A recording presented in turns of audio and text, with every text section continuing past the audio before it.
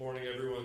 Thank you so much, David. And I just want to note, first and foremost, David reached out, I think maybe my first or second day to make sure that I had this on my calendar early. And so this is one of the earliest, public kind of pronouncements of what it is that we're going to be offering. And it could not happen in a better place. I do believe very strongly in the opportunities that are presented in the Valley. I'll speak a little bit more about that in detail, but I very much welcome the opportunity to be here, to hear all the great work that team's been doing, to be able to come back after a 5-year break or so, and hopefully you'll see some partnership potential in what we, with the governor's guidance and leadership, are going to be bringing to municipalities throughout the state.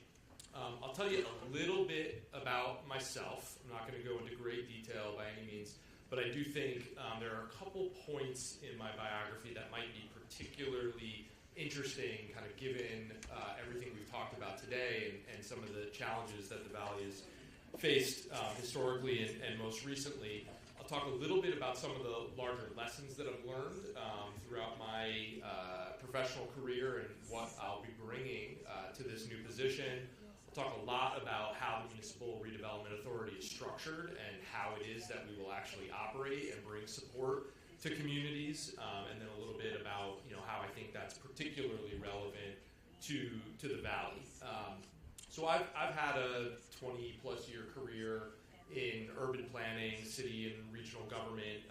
I think a couple things to note that are of interest is I've continually oscillated between local and something larger, be it state and regional. I started my career at a regional urban planning think tank, advocacy organization, and technical support entity that covered New York, New Jersey, and Connecticut, so big regional scale. Then I was the economic development director for the city of Bridgeport. Then I worked at the state level up to deputy commissioner of the Department of Economic and Community Development, and then back at the local level in the city of Sanford, where I've lived for the last 18 or so years, and now back to the state level with this new quasi-public authority.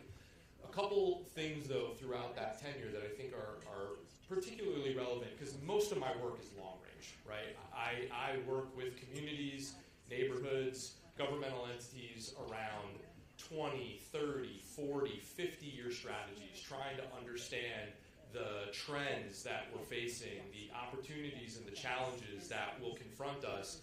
And without certainty in the future, what are the decisions that we can make today that are most resilient for the change that we will face, that best position us for the path that we want to be on and mitigate us against some of the uncertainty and the risk that is inevitable.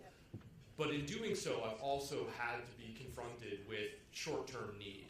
So when I started as the director of the Office of Planning and Economic Development for the city of Bridgeport, which was a phenomenal opportunity.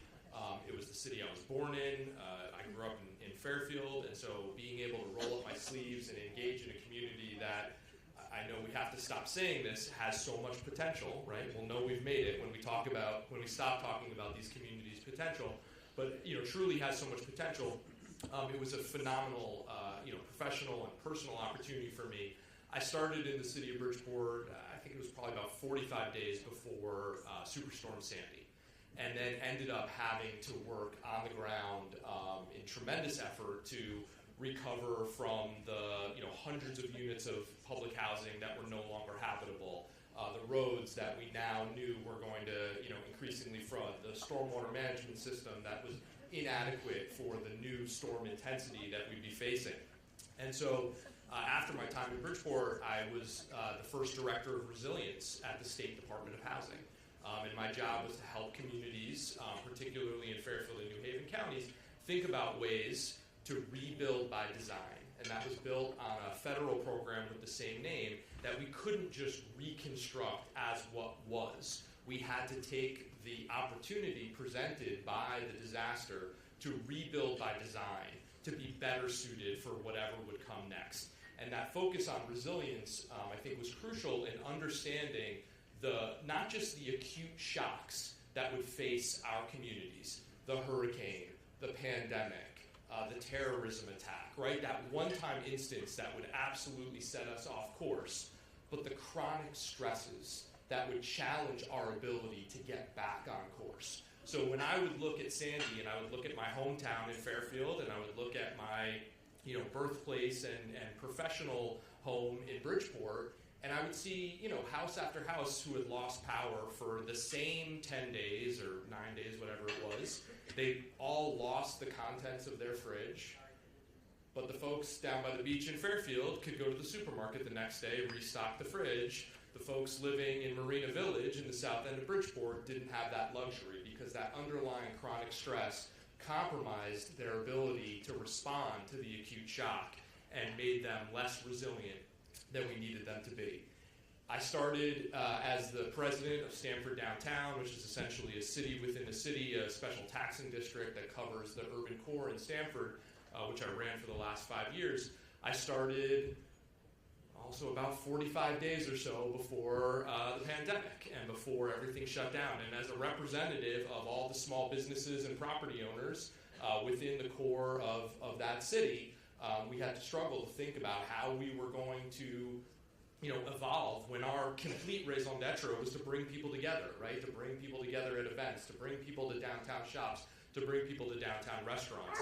And our major initiative, we were kind of unique. As a special taxing district, we neither received COVID relief funds as a sort of block grant through government because we were not a municipality or a state agency or a county. We were also ineligible for payroll protection funds or other funds that were dedicated to private entities. So we had no COVID relief funds. So we had to work with ingenuity and policy, and the way we did that was to evolve the way the city approached the public rights of way and how we used public space.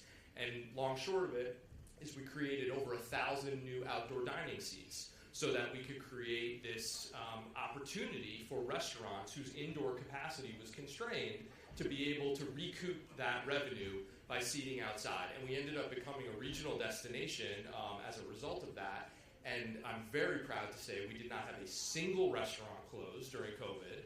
And downtown Stamford is actually net positive, almost 15% in the number of restaurants. We had 95 going into COVID, and we have over 110 today.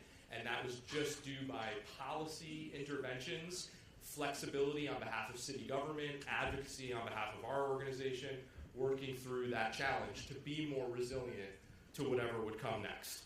So a few lessons that I've learned that will translate into kind of what I'm doing today as it relates to housing and economic development within our communities. And absolutely, I guess I should probably start by saying housing is a component of our economic development strategy, right? Housing absolutely underpins our employers' ability to attract employees, our shops and retailers' ability to have a built-in consumer base. It is integral, and I can share certainly anecdotes in the history of Connecticut's relatively recent past where corporate relocations were canceled because the workforces that were meant to relocate here looked at our housing stock and said, no thanks. It's pretty long on 1970s and 80s colonial, and it's pretty expensive, and I'm looking for something a little bit different. We have not built the diversity of household types that are best positioned, as the senator mentioned, to account for the changing demographics of our country, right? The vast majority of household growth is single-person households. We do not have, I don't have the numbers right off the top of my head, but I'm sure you all can have access to them. I can certainly share it after the fact. But the number of households that are, two parents and a couple kids have diminished significantly over the last several decades, which is what it is. But it means that we have far more household production than we have population growth, and it's households that are demanding a different type of product, not just in terms of the building, physical, number of bedrooms, unit type, townhouses, attached single-family, multifamily, etc., but also the kind of neighborhoods that they're located in, right? There is a strong demonstrated preference from the two largest demographic cohorts in this country, baby boomers becoming increasingly empty nesters, and millennials and rising young professionals who are looking for places where they can walk to some amenities, right? Where they don't have to rely on a car for every single trip. And that gets to one of the fundamental points, which I think dovetails very well with Team's initiatives. Cost is about the entirety of the cost to your household. Rent or your mortgage is a huge piece of that, usually the biggest piece. Transportation is not a distant second, right? So if you can have a house where you're less reliant or don't need that third or even second automobile, that can free up a lot of income that can be dedicated to housing, to schooling, to savings, to any number of other things. Energy is obviously a fairly distant third, but it's certainly up there. We can do a lot, as the Senator said, in terms of resilience and windows, but also renewable energy, district heating and cooling. There's all kinds of strategies that I've worked on in cities and towns throughout the region that can help reduce those costs for the individual household. So that's kind of one major lesson learned, and that relationship between infrastructure and housing development, between infrastructure and development, particularly transportation and land use, so that walking is an option for some trips, so that transit is an option for some trips. We are not going to discontinue the use of automobiles within this country, within this region, within this state.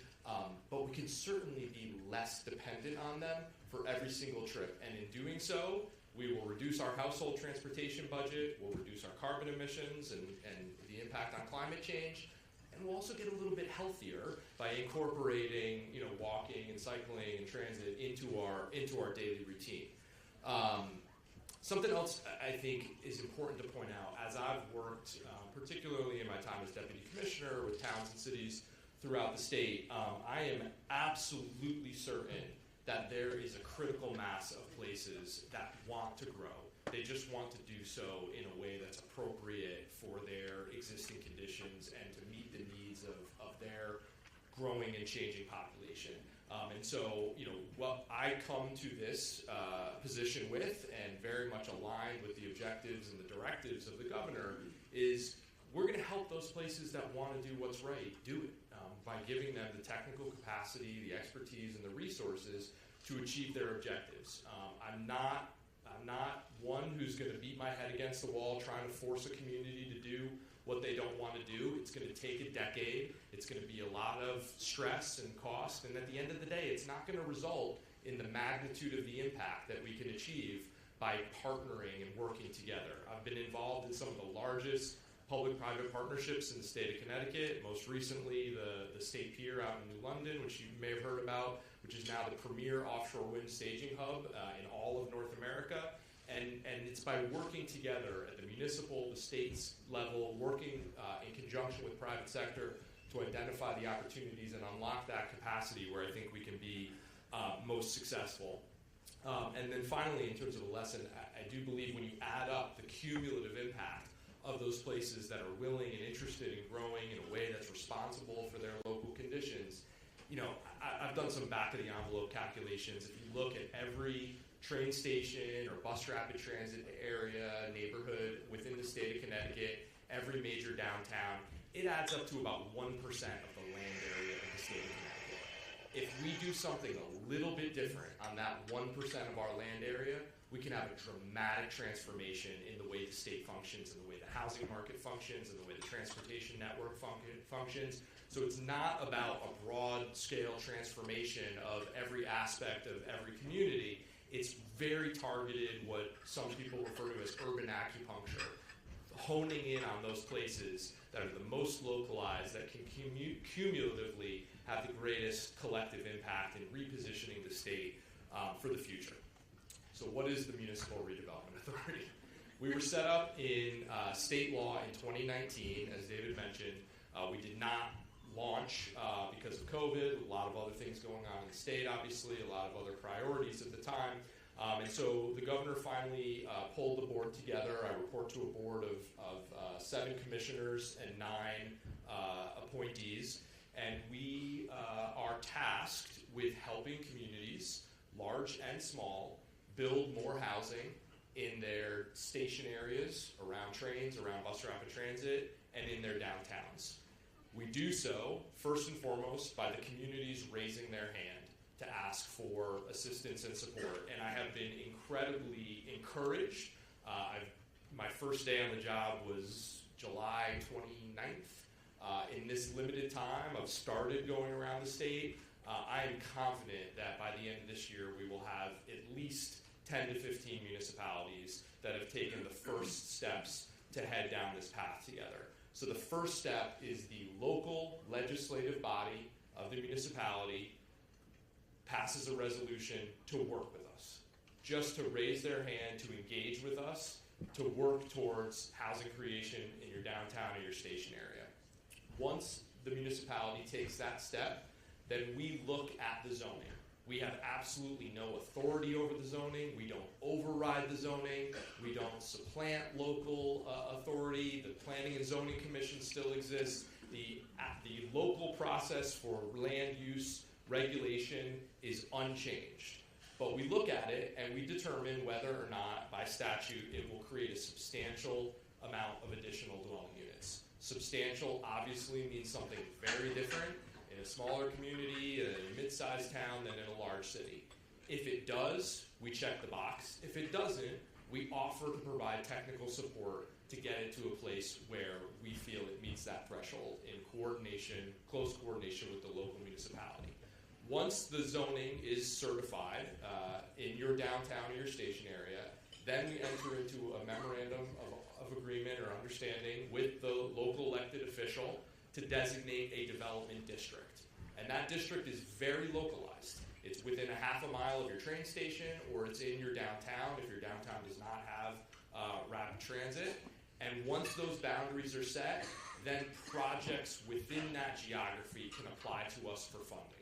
We can fund housing, transit-oriented development with a mixture of uses. We can fund site development, acquisition, remediation, demolition. We can fund infrastructure under the auspice of development or redevelopment. So anything that is uniquely positioned to unlock the potential of that particular project. It might be gap financing in form of a low-interest loan directly to the developer. It might be a brownfield remediation grant to the municipality. It might be an infrastructure project because there's an off-site intersection that needs to be upgraded to accommodate an increase in traffic. We can respond in a wide diversity of ways that's best suited for the unique opportunities and challenges of that place.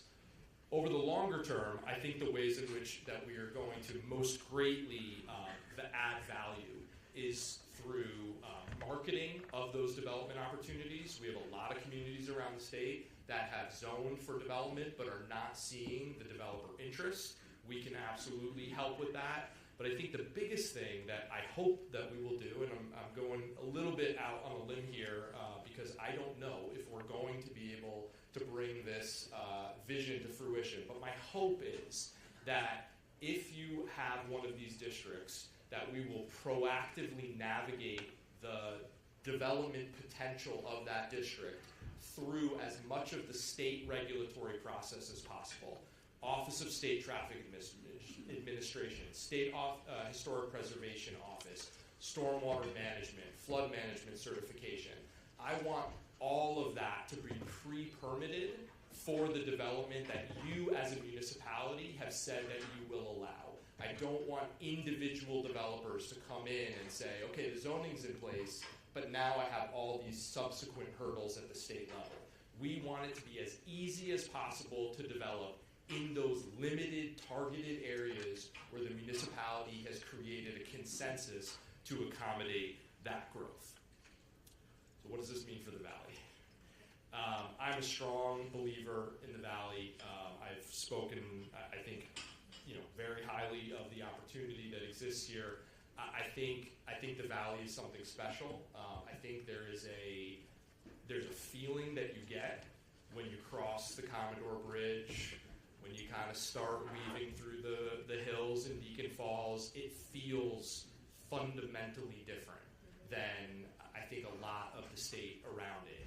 And I think it's rare to have something that is so different yet so close. And that is a huge, huge asset. And I think there's a lot of people that want the opportunity to live in these unique towns and villages with their historic downtowns in a beautiful natural setting that is very close to the Northeast Corridor, very close to the employment centers and the economic opportunities of the metropolitan region, yet feels like a world away. I think the Valley will have, I don't know if I'll bet on this, but I think the Valley will have the greatest contiguous cluster of municipalities working with the Municipal Redevelopment Authority.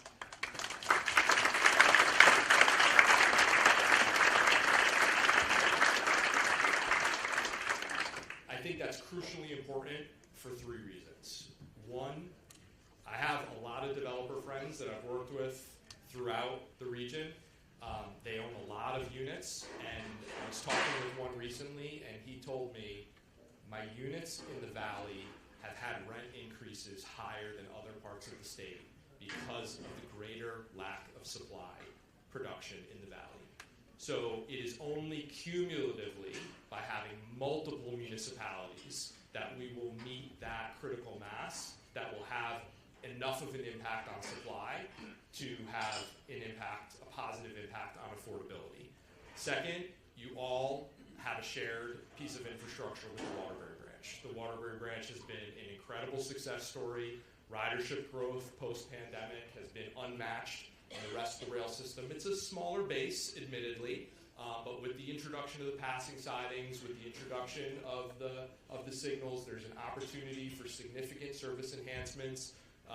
That Naugatuck Valley COG has been a huge advocate for that on the region's behalf and works well to coordinate land use and transportation objectives. By having a coordinated approach to land use within this region, you can make a much stronger case for heightened level of service and investments in that branch line, and going hand in hand, they will dramatically enhance the quality of life and the affordability of the region. And then finally, on the marketing piece, I think if we're able to market the development opportunities within the entire region, we'll have a much better chance of attracting developers that have the capacity and the wherewithal to deliver on the visions that you have created for your homes.